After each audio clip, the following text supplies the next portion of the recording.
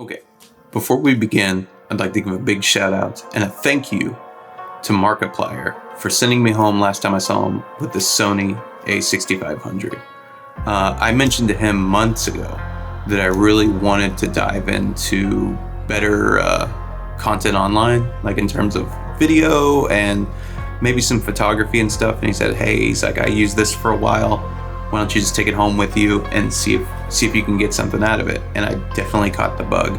I find myself running around town, taking photos of just all kinds of street photography around Dallas and Fort Worth, anywhere I'm traveling. And it's really opened a completely different creative space in my head. So thank you, Mark. Appreciate it. And with that, let's move on to some questions. Ward asks, give me your most fun and insane LAN party adventure story. Middle of the night, half drunk shenanigans, best death match, hanging out with good people, etc.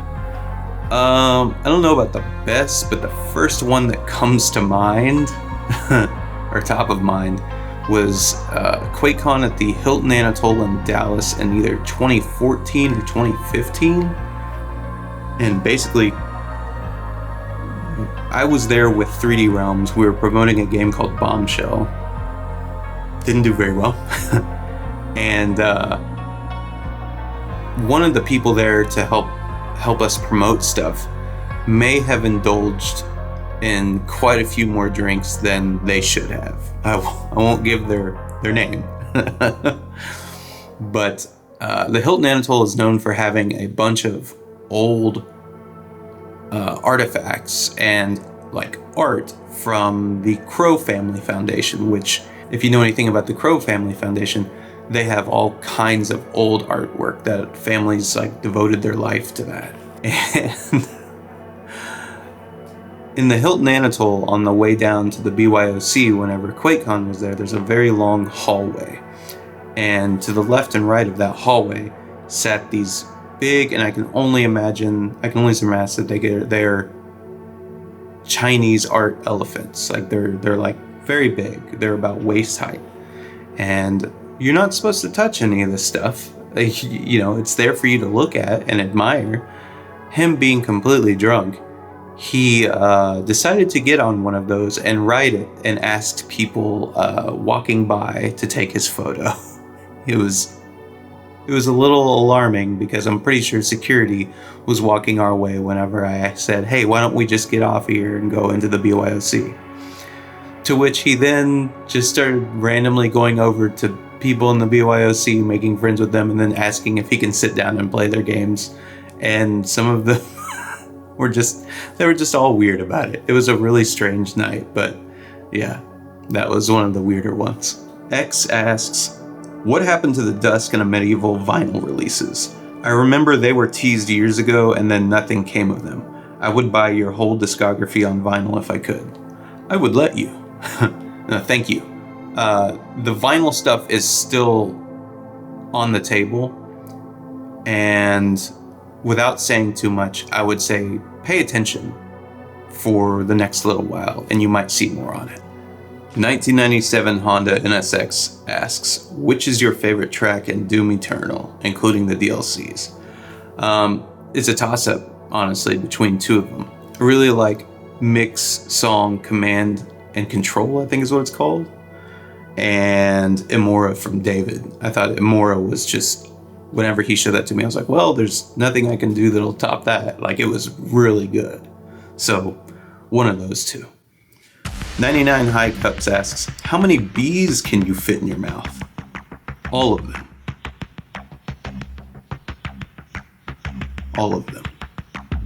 Esotero 3670 asks, I do have a controversial question. Do you have a OST you don't like? It can be for reasons like being your first work and not liking it, to your modern works, or not feeling it was your best work compared to other ones. Yeah, that's an interesting question. And like, a lot of times I think people would puss out and not actually give you an answer. I'll give you an answer. I think the ones that, I won't say that I don't like them, I just feel like I'm not comfortable with how they came out, and it was also kind of related to how they came out with the game. It was a little bit of mixture of game and soundtrack both being like, this is a little weird, which was the Bombshell soundtrack and the Red Rogers soundtrack. I think everybody was just creatively in a weird place making both of those games. I still have people that come up to me about both soundtracks and they're like, I really like it. I think it's some of my favorite stuff that you've done, and that's great. Like, I love that. But for me, they were both weird spots to be in. Bombshell, I wasn't quite sure what my creative identity was in the industry, and I was trying to kind of figure that out through the game, and there were a lot of firsts that had to happen in Bombshell so that I could make other stuff like Amid Evil and Dusk, and it sound the way that you like it and you've come to like it. But also the Red Rogers one was a little odd because it was a weird creative direction that I personally chose, and I just feel like that's the happy-go-lucky stuff isn't quite me, you know? Like, you might have noticed that from games I work on, but yeah, it just wasn't a great fit, that's all. And like, you know, no knocks to either one of them. I still think that the music itself came out okay, it's fine, and so the game's alright too. Bombshell has its issues, but I think Red Rogers is completely fine. But yeah, those are the two soundtracks that I just have kind of mixed feelings towards. Good question. Juan C4 asks, what was it like to make the Dusk OST? Any creative processes you want to mention about the creation? I love how it sounds, and I just want to hear what was going on in your head while making the soundtrack. Long story short, a lot of anger, a lot of depression, and a lot of, if this doesn't work, then I'm not doing this anymore. So there's a mixture of emotions in what felt like a powder keg that was going to explode. That's the short answer. I can give a longer answer possibly in the future. I've thought about doing a kind of a retrospective on that soundtrack because so many people ask me about it and they enjoy it, and I'm very thankful for that. But something that kind of goes into a long form content spiel about how I came onto that project and how it ended up where it was musically and all the facets in between. So hopefully we get to that. But yeah, like, maybe I can go into further detail on that. It's a very long story. Maybe I can go into further detail at a later date. Cherie Anime says, greetings from Russia, Andrew. I love your soundtrack. You were my first composer that I really liked.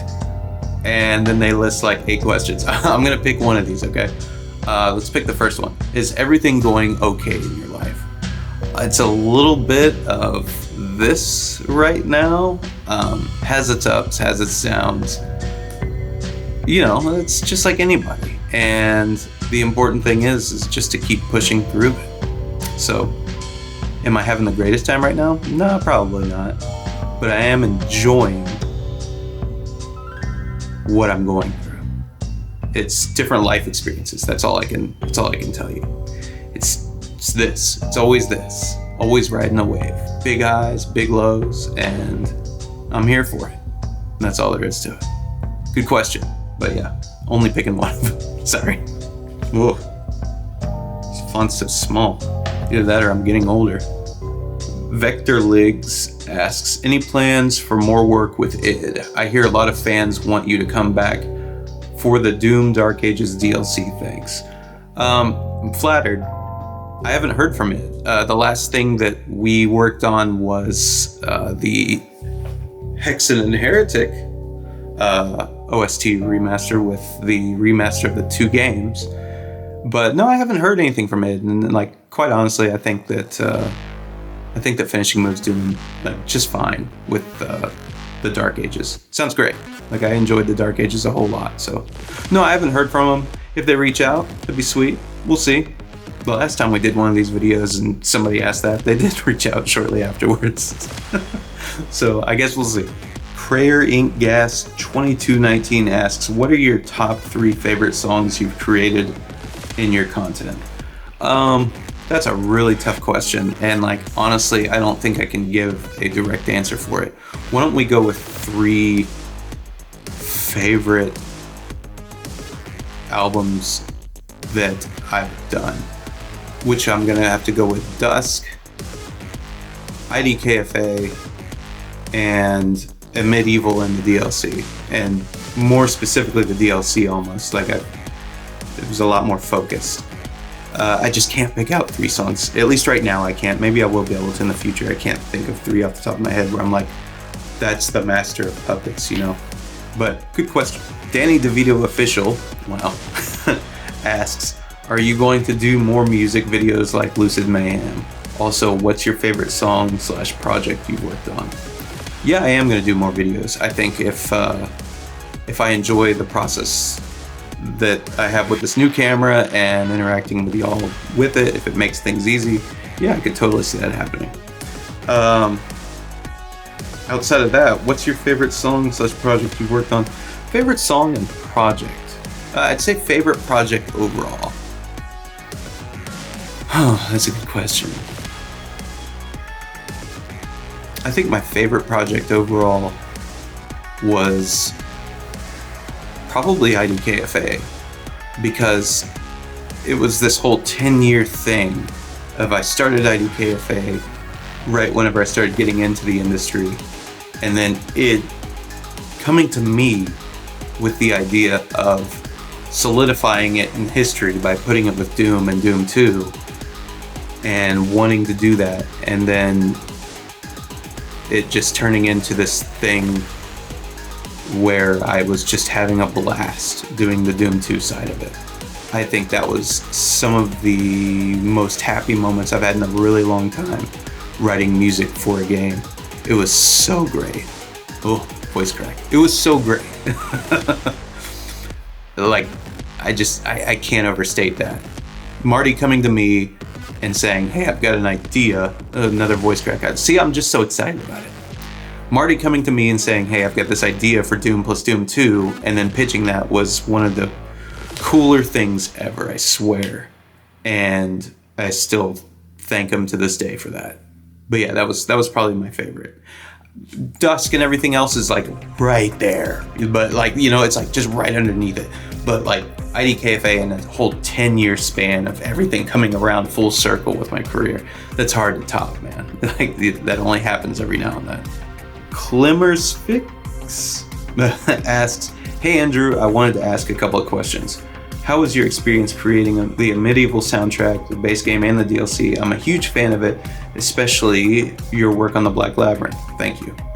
It's very inspiring, and I'm grateful that you worked on this OST because it helped me a lot with world building and writing. That's cool. It was great. I had so much fun with Amid Evil. Amid Evil is one of those projects that's just, you could let your imagination run wild. A lot of the references that I got handed from Leon and Simon were from like games that I loved, like Deus Ex and Unreal Tournament, stuff like that. So just seeing these worlds they built that were just crazy to look at. Yeah, it was real easy. It all just kind of came naturally, and it was a lot of fun. And the DLC was even more fun than the base game because it felt like we have a limited number of levels. Let's see how much cool stuff we can pack into them. And that just amplified everything from the original base game on how development felt. The other question is, will you be doing more fun facts about your music you compose in the future, like you did with Time Vacuum and others? You're talking about the YouTube shorts I did, like, I think a year ago, 2 years ago? Yeah, that might be fun. Maybe I'll look into doing that again. I'm glad you liked them. Game Junkyard 11 asks, do you have any clue if Mick Gordon likes your stuff? Especially what you and David did for the Eternal DLC. Also, is it possible for the 3 of you to collaborate? I have no idea if he likes my stuff. Like, you know, if he does, cool. If he doesn't, whatever. No, I don't think that I would be. I'm not much of a collaborative artist. David, like working with David, when id first proposed me working with someone else, I was like, oh, I don't even know if I want to do this because I like to work alone. me and David have toyed with the idea after we got done working together on the DLC of writing a song together. But outside of that, I don't know. Like maybe if like the stars aligned in some magical way, maybe one day, you know, all three of us could write a song together. But the reality is that we're all three very busy, and finding that time would be insane. So I don't know, you know, I don't rule it out, but I'd have to have a conversation with the dude first, you know, like see if we're even on the same vibe. That's what it comes down to a lot of times. But I don't know, we'll see. Daniel asks, I'm an aspiring composer and I wanted to ask how you managed to keep your head up in the times when it seemed like music wouldn't work out after all. It's been hard working with several different jobs, sometimes at once, to support a family and what is essentially a side hustle, hoping and praying that it becomes the main deal, if I'm patient and headstrong enough. How did you do it? Well, first and foremost, big respect to you doing multiple jobs for your family, and I completely understand that. Let me give a little bit of a backstory here. While I don't have a family, I do have a family. I have a little fur family and girlfriend that I've lived with, or I've been with for like 12 years now, 13 years. And up until 2020, I was working a management job for a major music retail company and doing the warehouse side of it as well. Like I went back and forth. At the very end, it was just the warehouse.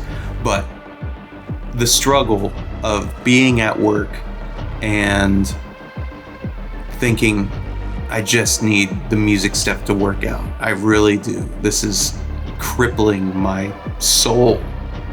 I completely understand where you're coming from in that comment. At least I think I do. I'm pretty sure I do. And the one thing, not the one thing, but a piece of advice that I would say is having good perseverance and being able to brush off negativity. Those two are big. Another big one is surrounding yourself with like-minded people that want to accomplish the same thing. The old saying, you are who you surround yourself with, is very, very true. So make sure that whatever you got surrounding you, friends, family, positive energy, reinforcing you on your goals. And, you know, not everyone makes it to the top of the mountain. I haven't. Not everyone makes it to the top of the mountain, but if you can at least get up a little bit, it'll motivate you to go even further. And I think you will get there. I do. I think it just takes a little bit of time and you gotta push a little bit more. But just make sure that you're not pushing too far to, you know, where you're like neglecting your family or something. Like, don't do that. But yeah, who you surround yourself with, positive energy, positive vibes, and being able to have the resolve and the thick skin to identify whenever negativity is around and brushing it off. And being able, but identifying it is probably the most important part, honestly. Anyways, I'm getting off on kind of a tangent. I hope that helps a little bit. Torchcato 4625 asks, have you ever considered releasing an original album, like one just for your own tastes with no limitations set on you? Yes. Funky Fresh asks, what do you do for inspiration on each individual project? Books, movies, other music, just jamming out? It can be anything. Inspiration shows up in lots of different places. The thing that inspires me the most recently is photography. Like, I love going downtown and taking photos. It used to be movies for a while. I love watching movies. Sometimes it's games and how games are built. Doom 2016 was incredibly inspirational in the way that the narrative was built and how your character progressed through that. I thought that was one of the coolest reimaginings of an IP ever. But yeah, it can come from anywhere, and it always does. It's always completely random. So yeah, it comes from everywhere. Trophy267 asks, first, I just want to thank you for your incredible work on IDKFA because I have listened to it a lot more than I should. LOL. Thank you. They are the best remakes of the original, hands down. The Ancient Gods music also rocks. David says thank you as well. What was your favorite original Doom track to remake? And keep up the great work. My favorite probably came with the Doom 2 step right before we shipped IDKFA, which was The Demon's Dead. I love that song in the original, and like there was just something about this version that I heard on YouTube that was actually a rip from, I think it was the Game Boy Advance, where they took it down like an entire step. So instead of do do do do do do, it was like do do do do do do, or maybe it was like half a step. And I was like, oh, that sounds so sick, just like tuned down just a little bit. And I really wanted to try to emulate that for IDKFA. But yeah, that was the one that I had the most fun on, for sure.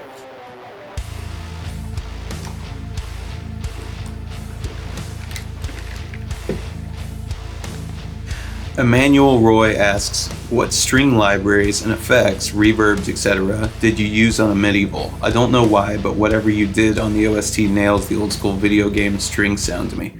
Thank you. I can't think of the exact ones off the top of my head, but I do know that there was about 3 different string libraries from Amid Evil that I would always go back and forth to. One of them was the more modern one from Native Instruments that comes in all their complete stuff.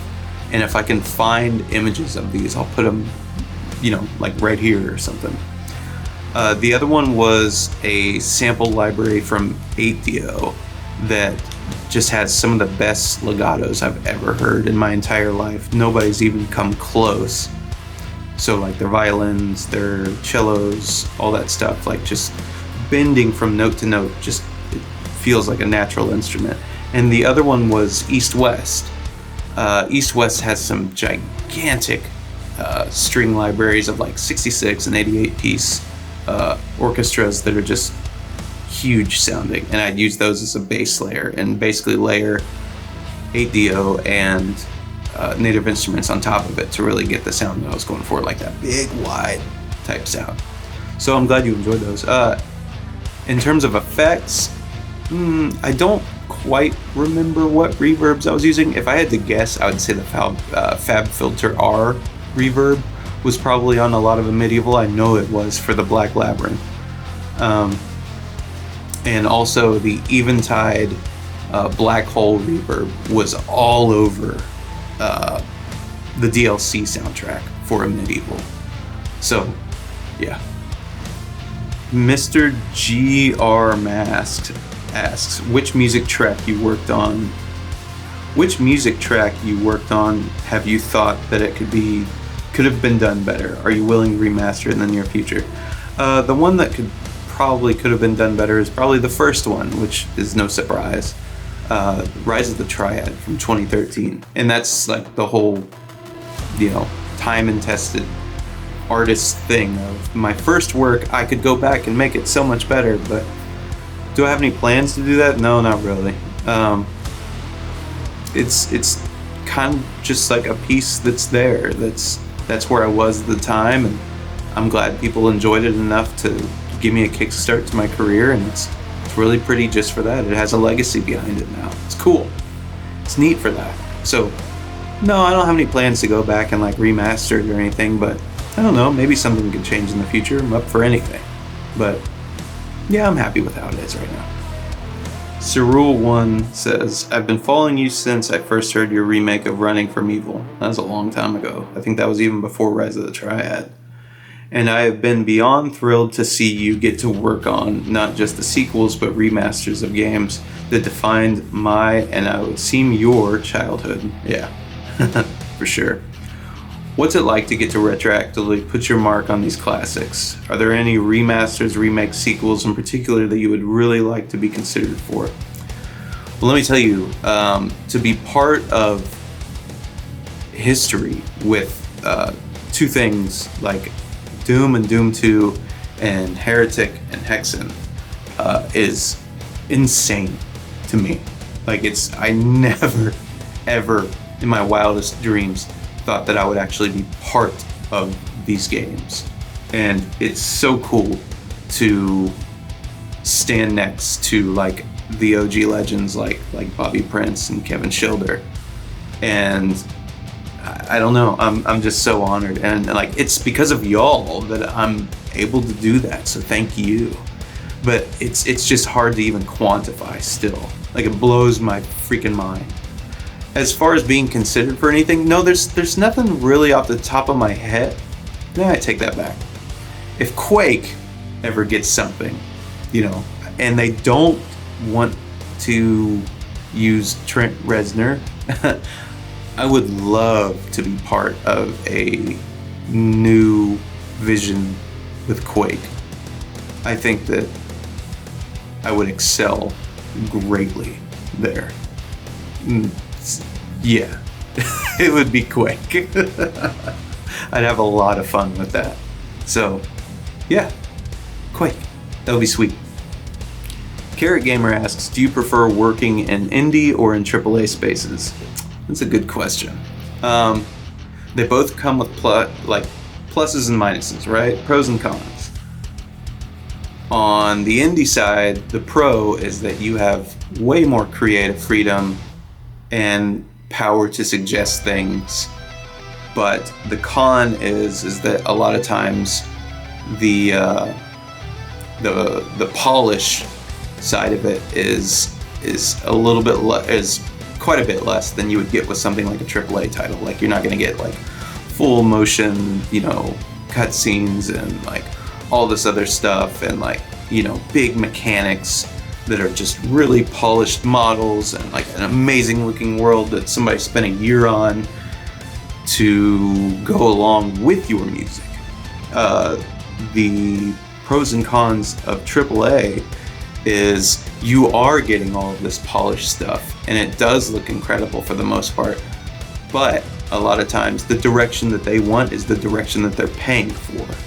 So you kind of have to figure out how to get that, and there's less of your own input being put into it. It's a little bit of a give and take there, especially with Doom. They gave me a lot more leeway with that. But in most AAA stuff that I've seen people work with, it's more of a, we want this, please make this, and here's a big bag of money. But yeah, it's there's pros and cons on both sides. I would say that I think I prefer indie because it feels like more you're taking bigger chances and bigger risks, both on the game development side and on the music side. And I feel like you learn more doing that so that you can then go work and be better prepared for AAA, if that makes any sense. But yeah, they're both cool. I don't mind either one of them. If I could do it forever, I'd probably go indie forever, but it's not like indie for sure. It's just like I think I just like to have more creative freedom. I haven't had very many bad experiences. In fact, I don't even know if I've had a bad experience with a studio at all. I don't know. Neko Cola Q asks, what games do you play? Your favorite games of the past, your favorite games right now, video games, board games, you name it. Let's stick with video games. The game that I play a lot right now, and that probably gets me in trouble with Dave Oshry, is Hunt Showdown, because I have drug a good portion of New Blood developers into playing that with me very late at night for the better part of 5 years. We all love to play that game religiously. It's a good time. Games of the past that I enjoy, I really like Deus Ex. I really enjoy Doom, of course, Quake. Gosh, I've got a bunch up here. Max Payne, Duke Nukem 3D. Gosh, what's another one? Roller Coaster Tycoon was a big one growing up. I loved that one. Theme Hospital was also a really good one. Carmageddon. I played a lot of Carmageddon. Half-Life. Blood. And SimCity. A lot of SimCity. Nightoriares says 7043 asks, "Hey Andrew, glad to see you here again. Thanks for having me. My question is very simple and probably parroted by many. Does your music act as a therapeutic for you or purely a creative outlet?" It's definitely a therapeutic outlet. Music has always been a release for me. It's been if I don't have this, if I didn't have music, what would I be doing and would I be in trouble? I really do feel like it is some kind of therapy for me that is helping me mentally with the rest of the world. When things are bad, I write music. When things are good, I write music. And it just makes me feel better all the time. But yeah, it's definitely a therapy for me. And maybe you'll get to hear something a little more personal from me soon. That's a little bit more of a therapy session musically. Mr. Poto says, "Hey Andrew, I love you and admire your great work in Doom Eternal, Ancient Gods, and IDKFA. Thank you. I want to know what type of guitar you use mostly." Okay, this is a lot of questions, but we'll do the guitar one. I want to know what type of guitar you use mostly, or do you like to record your albums with? There's two that I use a lot, and they are these, which is a Comparison Dellinger. It's a 7-string. Let's see if I can get that to focus right here. It's a very cool 7-string. And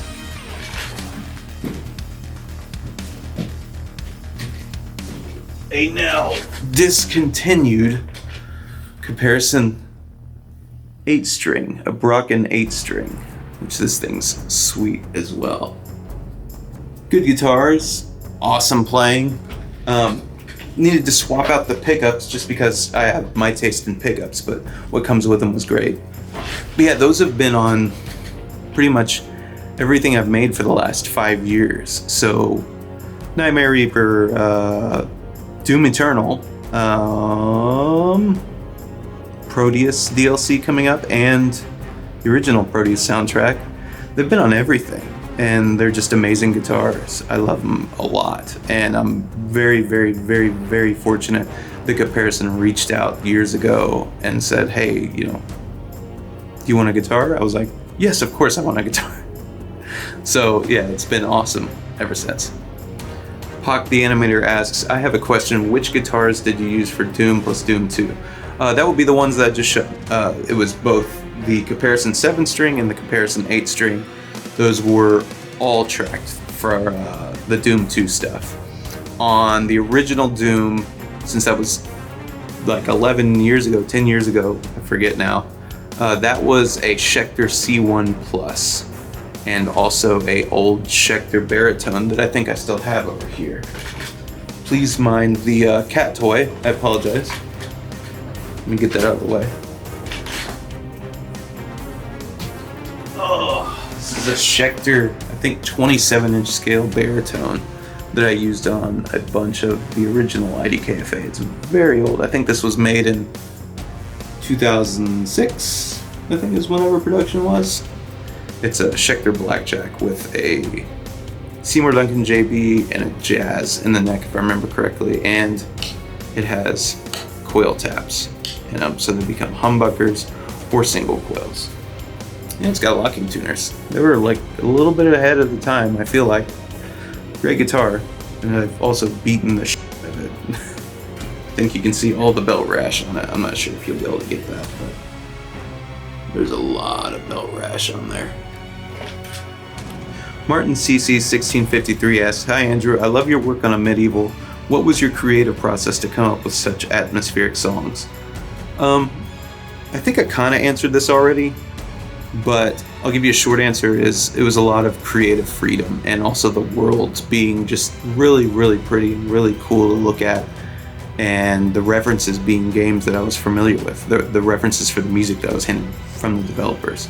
I may also do a long format video on the Amid Evil soundtrack as well. I think if that's something that you would like, or if you would like, you know, long format, some kind of like docu thing on the Dusk and Amid Evil soundtracks, let me know in the comments if you think that that's a cool idea. This isn't one of those YouTube, let me know in the comments. Like, I'm legitimately, is that something you would be interested in? Let me know.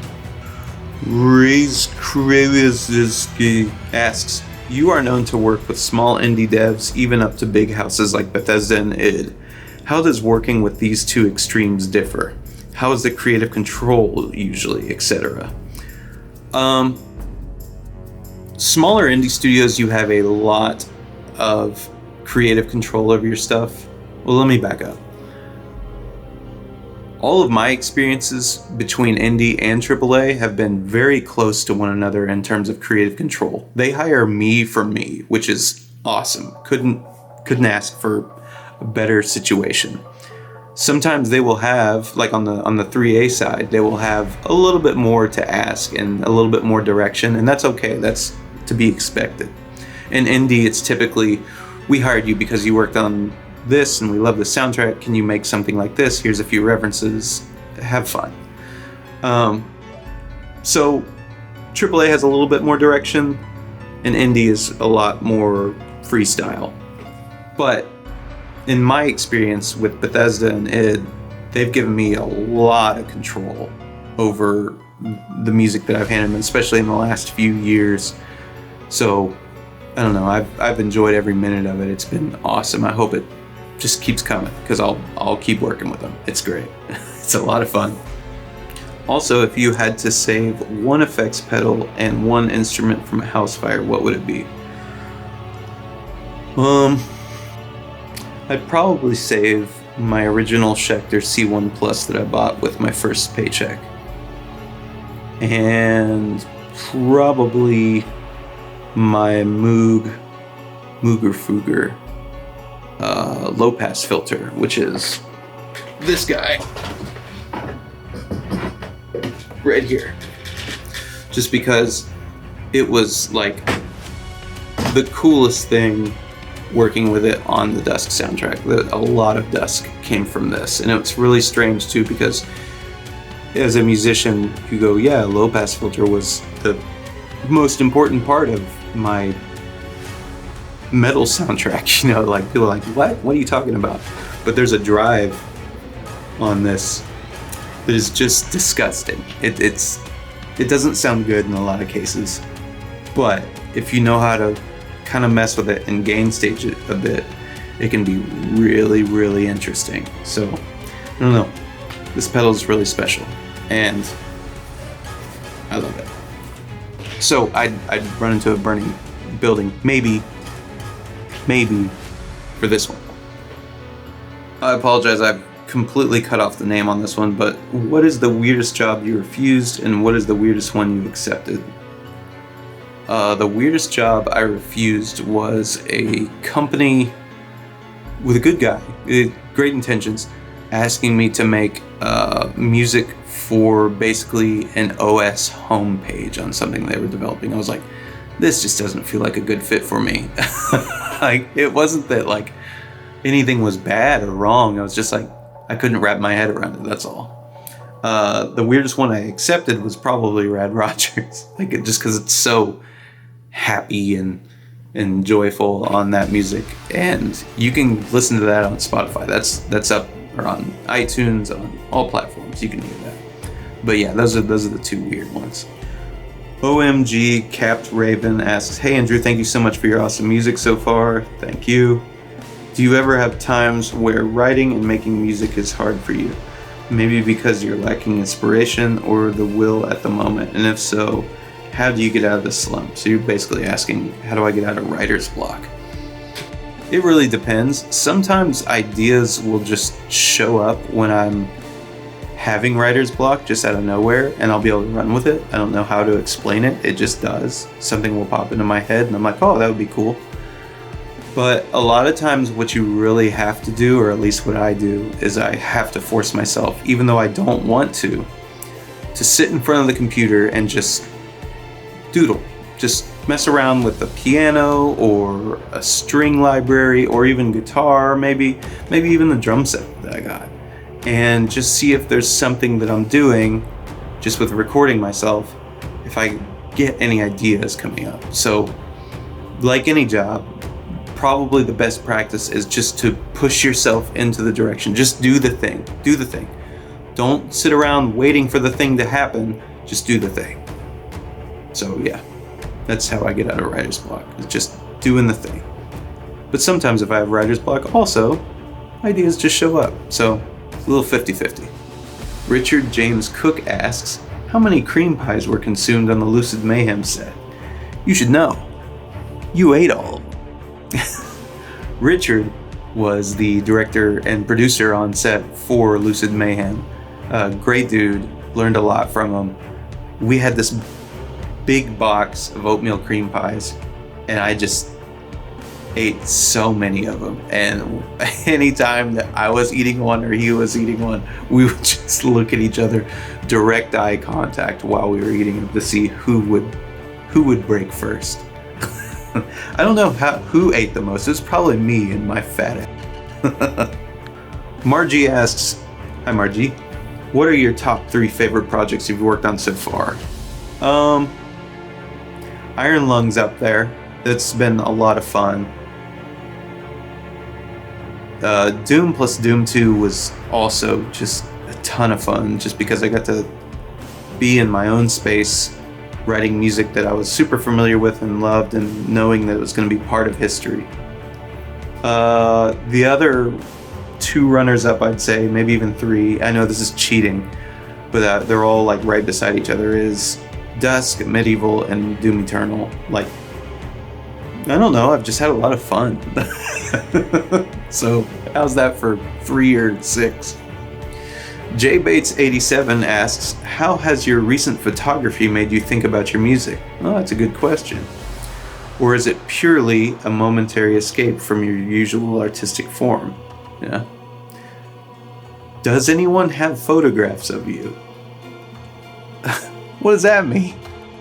Yeah, it is kind of an escape, and it hasn't done anything for me musically, but like just being able to get out of my day-to-day with writing music or doing sound design or doing VA, and having something completely different that's, you know, poking at a creative side of my head that typically isn't used, has been amazing. I just get lost when I start taking photos, and it feels so great. So yeah, good question, Jason. Just Good Not Great says, was unreal meeting you at Quakecon. Oh, glad I got to meet you. If you had 2 favorite characters from any of the games you've scored, who would they be? I'm gonna cheat here a little bit on the second one. The first one would be Jacob from Dusk, just because I feel like such a cool character with a really cool concept of the whole cult thing and the superpower stuff. I really, really dig that. The second would be the Caca Demon, because technically I worked on Doom. So I get to cheat on that one. Atana Dorada asks, I'm a total fan of your work, Andrew. I'm an aspiring musician from a developing country currently working collaboratively on a game mod, but I'm struggling to move beyond the stage. 1, what advice would you give to break into composing for indie games and build a sustainable career? Keep doing what you're doing and working on the mod community, because a lot of times smaller studios or smaller indie devs will look at the mod community to see who they could possibly hire to work for or to work with. That's how I got my start, so you're on the right path. 2, should I register my music through a digital distributor to protect my work and potentially earn revenue, or is it enough to just receive credit and have my name featured in the project? No, you should register your music and put it on as many platforms as you possibly can so that you can make money off of it.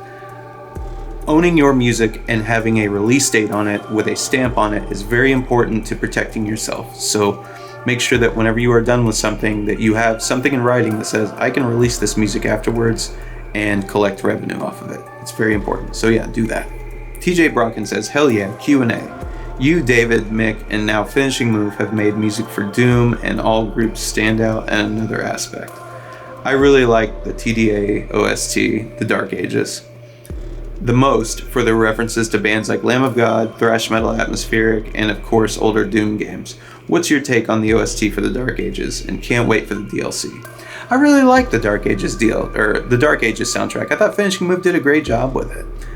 Especially the stuff where they have the big, like, overdriven strings. That some of those pieces, I think it was called Red Blood or Blood Red. I was just like, man, that's such a cool cinematic piece of music. It's really good. It fits the Doom vibe. The guitar work is amazing too. Like, I think that's I can't remember his name off the top of my head.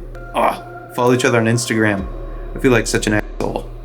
But amazing guitar player, awesome programming on the drums, and whoever's doing the synth work, good stuff. I like the TDA soundtrack a lot. That was great. Rob McCabridge Drums asks, tacos or burritos? Tacos, with lots of spicy stuff on it. And pineapple. Just like pineapple on pizza. Nobody had any problem with that comment, right? Adable asks, Dusk on vinyl, soon or never? Soon. James Mortimer III asks, I'm pretty sure you can't answer this one, but my only question would be is if metal was somehow involved in the making of Iron Lung soundtrack. Metal was not involved in the making of Iron Lung soundtrack. I think that's a pretty obvious answer that I'm okay to say. The source material on the game was very atmospheric and very horror-driven, a lot of nuances. Yeah, I think it's safe to say there's no metal on the Iron Lung soundtrack, but there's a lot of really cool stuff. Nick Gaidos asks, if you are allowed to talk about it, how and why did Markiplier reach out to you for the Iron Lung movie? Very excited to hear your score for the film. Thank you. Mark was originally talking to David about Iron Lung, and David, without mentioning Markiplier to me, said I might be securing rights for Iron Lung for a movie. And I said, man, I'd love to score that if you would have me. And David followed up directly afterwards. He's like, I was literally just about to ask you. I'm pretty sure this is how this went. David, correct me if I'm wrong. I was literally just about to ask you if you were interested. I guess him and Mark had already talked it over. I don't know the specifics on how my name came up, probably from David. But yeah, it's been amazing working with Mark. Mark's such a great creative. It's been such a cool process. I hope I get to talk more about this in the future. Noah Paul Powell asks, as a beginner, what software should I start with? Also, what was the riff for Chaos Caster? Just the one from the Fragile, The Way Out Is Through? As a beginner software, I'd say Studio One's a great one. I mean, like, yeah, I have an endorsement with them. Oh, whoop-de shit. But that's not why I say that. It's very much an incredibly user-friendly UI and platform that's built from a music production standpoint, not from an engineering standpoint. It goes music creator first, not engineer first, which I really enjoy. So give Studio One a try first. In terms of Chaos Caster, no. Like, I never pull anything as a direct rip from a song ever. It might be a coincidence. I'll have to go back and listen to The Fragile. It's been a while, but yeah, I'll check that out. Maybe they are close. Judah Fisher 21 says, hey Andrew, love your stuff. I would totally love to see a QA from you. Thank you, you're getting that. My question would be, do you have any advice on completing music projects? I always start stuff but struggle to finish it. Don't set a finish line way too far ahead in advance. If you can only finish 2 or 3 things rather than maybe like 10 or 20, then just set it to those 2 or 3. But the important part is to push that out. Just release it. Doesn't matter if it is what it is. If you're done with it, with those 3 things, and that's all you can get to, release them, push them out. And then that will be a ton of information on how much further you can go the next few times. Maybe 3 is, your number. Maybe 10 is your number next time. Maybe you can get to 20, or whatever that looks like for your medium that you're working on. But just push it out there.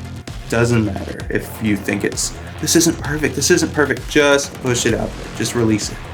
It's where 90% of people stop. So if you get past that 90% and you just release it, you're already past that and you're still growing at that point. So just put it out there. Don't be afraid. BT727402 asks, do you know when the Prodeus DLC is coming in? I do not, but I will tell you that the music is finished and I love it. I can't wait to get that out to y'all. Perry the Trash Man asks, how was it like being able to create the renditions for Doom 2's music officially? It was fucking awesome. That's really all I can say. It's hard to quantify how much that means to me. I think I already said that earlier, but it was so sick. And I am still just so happy that I got to do that. It was great. And I'm glad y'all like it. Mark Kirkov asks, are you going to be involved in more Doom stuff? I don't know. That depends on if id reaches out.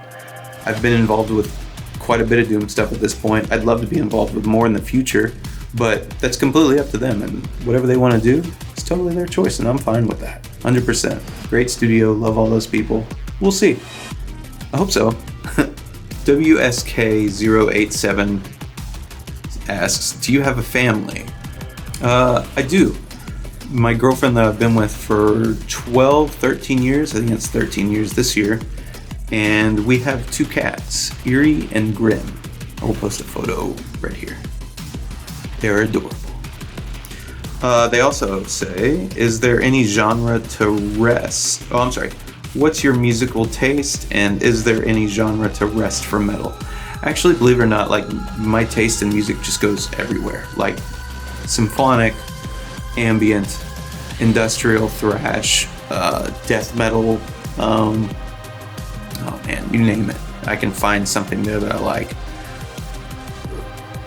Synthwave, I even like a lot of synthwave, especially some of the more aggressive synthwave. But really, if I'm being completely honest, I don't listen to a lot of music. I kind of listen to, this is gonna sound ridiculous, I love listening to old wrestling, I love listening to wrestling podcasts, from the guys that I grew up with, like Kevin Nash and Jim Cornette, to name 2. I don't know, there's something about listening to these guys talk about how they did business, 20, 30 years ago, that's just, I love it. And it's kind of rare that I'm driving around listening to music for the last while. But yeah, that's a weird answer, I know. Kneehouse Robbie asks, do you plan to make any more modular synth jams and possibly an album? Yeah, I'm glad you like those. Those are the ones I posted on Instagram a long time ago. Yeah, maybe. I've thought about it quite a bit. I want to get a few more modules and make the functionality of my modular system a little bit more user-friendly. So we'll see, but yeah, it's definitely a completely different musical outlet than what I'm used to, and I really enjoy it. So I hope I get to it at some point, and I'm glad you like it. Xavier Helsing asks, what is your hair care routine? Your mane is majestic. Why, thank you. That would be from my lovely girlfriend, Taya, who, when we met a very long time ago, she looked at the shampoo and conditioner that I was buying, which was I don't know, $2 or $3 shampoo and conditioner. It was garbage. And she said, your hair is so beautiful that you should put something better in it. And let me go grab those.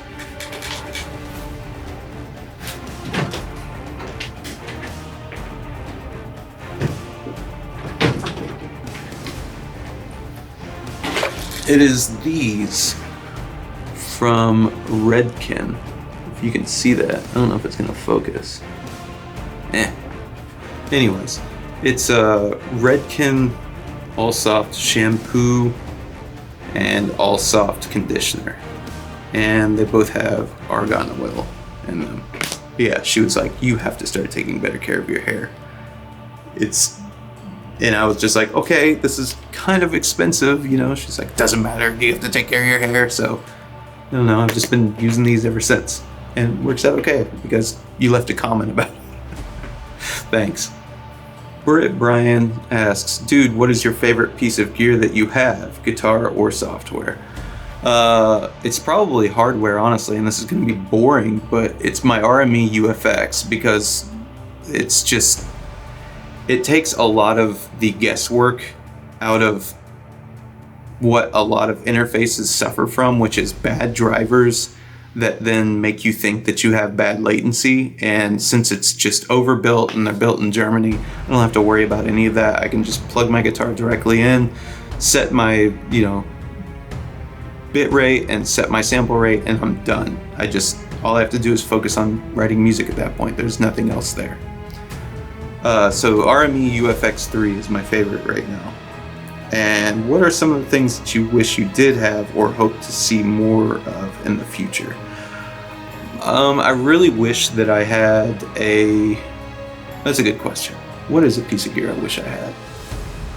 I really wish that I had a Duanatron Swarmatron. They were made pretty famous by Trent Reznor.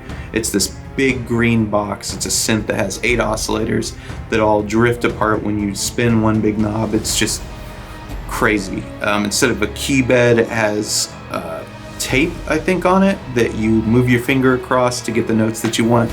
It's really strange, but if you ever saw The Social Network, it's the main instrument behind the entire score of The Social Network. It always just sounds really tense and filled with a lot of chaos and discord. It's a really unique instrument. But yeah, I really wish I could find one of those, but they're not in production anymore, and they're thousands of dollars on Reverb, and I think I missed the boat on that one. But if anyone wants to give me one, hey! Mikhail asks, do you like cold brew? I do like cold brew. Sleep? I do like sleep. Or skinny top, heavy bottom strings more? I think I'm gonna have to go with cold brew on that one. For sure. I think I like that one more. Oh, is the focus even working? Come on, here we go. Dusk is okay. What do you mean it's okay? No. Nice username.